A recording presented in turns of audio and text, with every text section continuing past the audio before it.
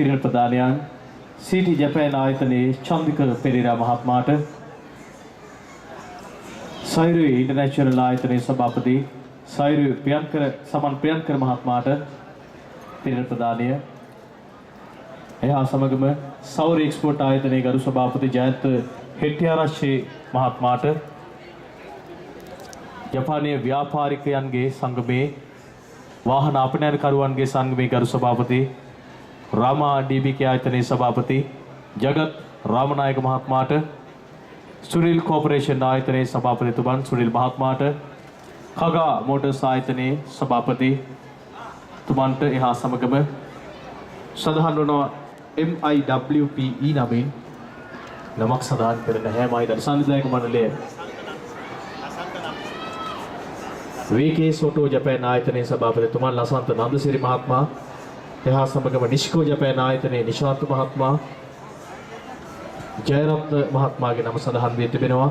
ඒ වගේම lion royal ආයතනයේ ශාන්ත මහත්මයා ජයරත්න මහත්මයා අනිල් ප්‍රියන්ත මහත්මයාට අපි ආරාධනය කරනවා අප හා සම්බන්ධ වන ලෙසට.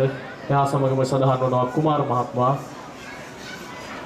ඉස්සරටෙන් ජගත් මහත්මයා සමරවීර මහත්මයා ඒ වගේම අද දවසේදී භක්ති ගීත කණ්ඩායමේ තරුණ තරුණියන් සම්බන්ධ කරගෙන තමන්ගේ අගනා වටිනා කාලය කැප කරමින් මේ සඳහා දායකත්වයේ දෙන ඒ වගේම සෑම සමාජ සේවා කටයුත්තකදීම තමන්ගේ වගකීම නොපිරිලා ඉටු කරන අප සියලු දෙනාගේම ආදරයට ගෞරවයට පාත්‍ර වන පත්මා මහත්මියටත් තෙරණ ප්‍රදානයක් සිදු වෙනවා.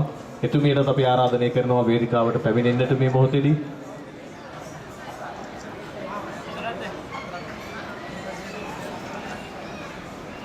සඳහන් වෙනවා මහේෂ් මහත්මයාගේ නම. ඒ වගේම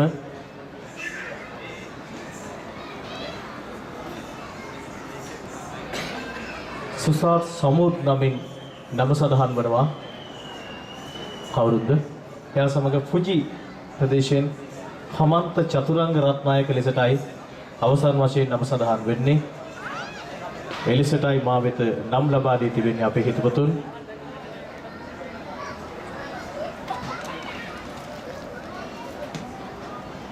එහා සමගම විශේෂයෙන්ම අද දවසේදී විශේෂ ආරාධිතයින් වශයෙන් අප හා අත්වල් බැඳගත්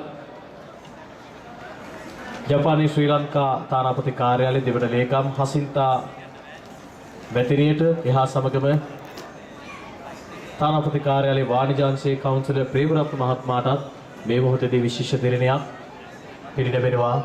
සිංහල බෞද්ධ සංගමේ සභාපතිතුමන් අතින්